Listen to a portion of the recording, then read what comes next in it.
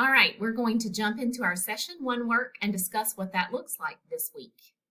I'm going to try to very clearly explain how all of our sessions work, and hopefully that will give you a better idea on how the course is structured, and moving forward you'll know what you're expected to complete. So before you start any work in session 1, I want you to go to your Nash Community College student email account, which should be checked at least once every 24 hours, and read the email that I have sent that corresponds to the session that you're getting ready to get started on.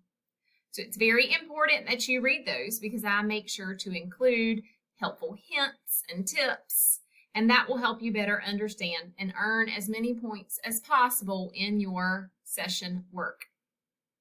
After reading my email each week, you'll need to do the assigned reading first, which you will see in the top of each Moodle session. This is going to give you a general understanding of the content that you're going to be interacting with throughout each lesson. You'll notice that I don't always assign an entire chapter. Sometimes I give you particular sections of chapters, and this is because I was very careful in choosing the content within the book that applies to the expectations of the course.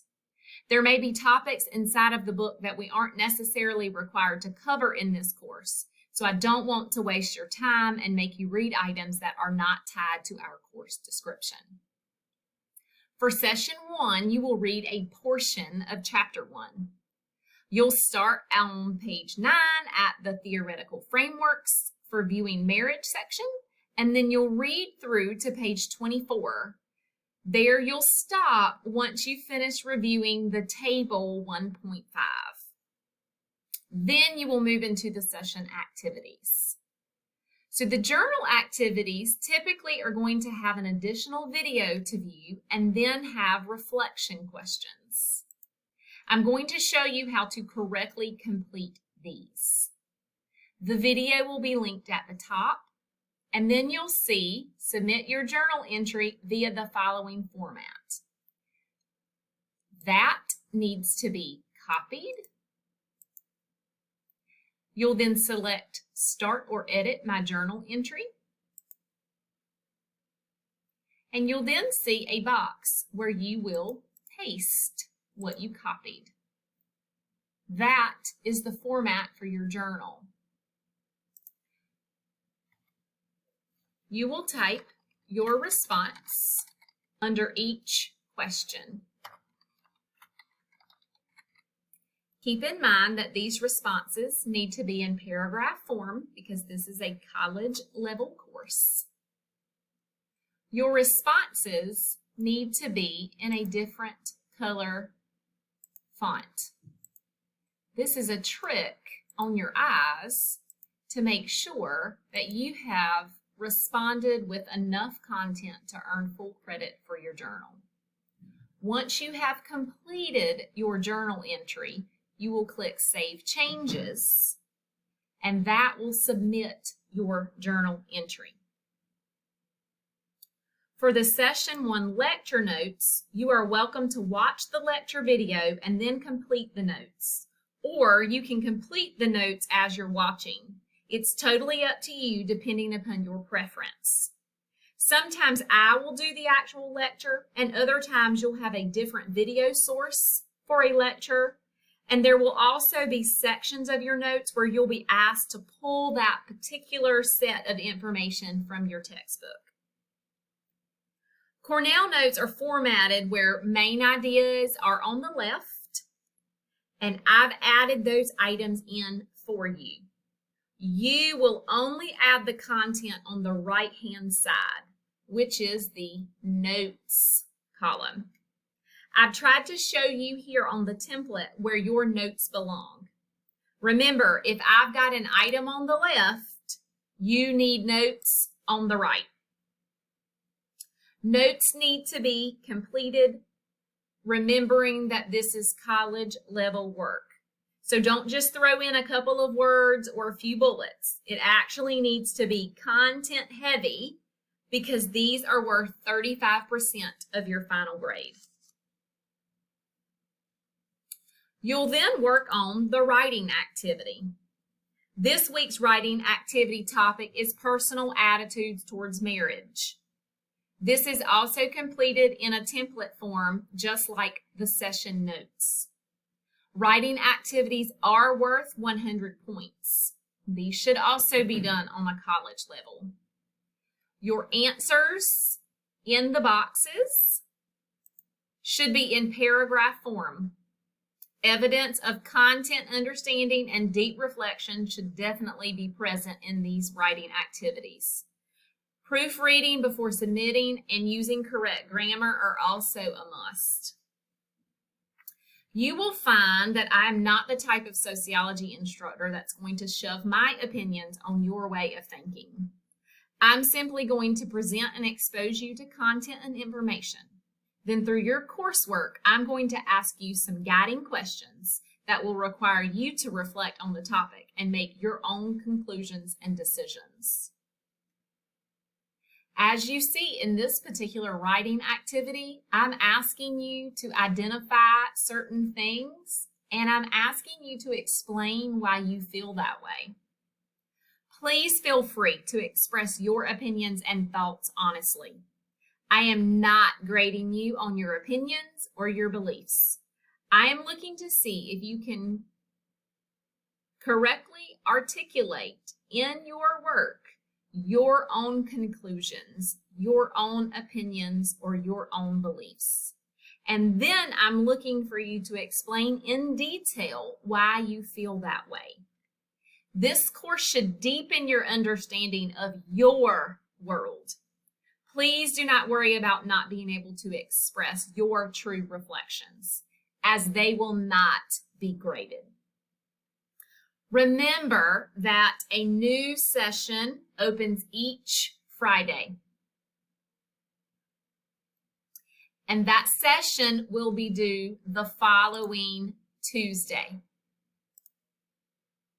So session 1 is due August the 31st, no later than 11:55 p.m., which means everything closes at 11:55 p.m. You have to get your items in prior to that. So don't wait until the last minute. Make sure that you're utilizing your time management skills and your planning to get everything complete well before the deadline. So if you have problems or technology issues, you're not missing a deadline. Now, to review really quick, the 3 main theories of sociology.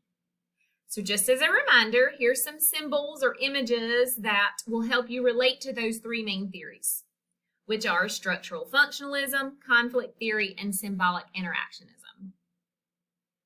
The main idea of structural functionalism is that society as a whole is made up of interrelated parts that work together, and they work together for the smooth functioning of society. So in this theory, society is definitely viewed as a living, functioning organism. Each part of that organism has a role or a function. And when one part doesn't work like it should, then society doesn't function smoothly.